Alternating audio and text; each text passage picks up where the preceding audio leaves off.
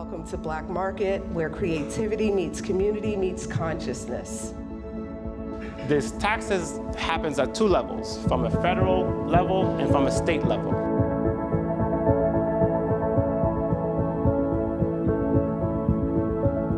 And just like our ancestor, Crispus Attucks, who made the first shot in the American Revolution, Black Market has set off the first shot and sparked a cultural revolution.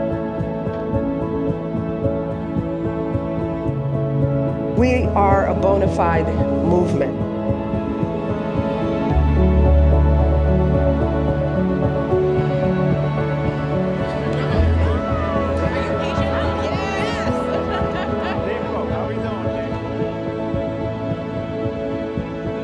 So that way, you know, it is good. Yeah, it's good, it's good.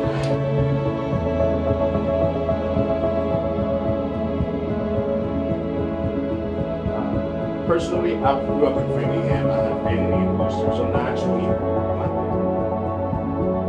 And the gift that we were able to get when we applied to the Shamrock Foundation was a signed ball from all of the players. So,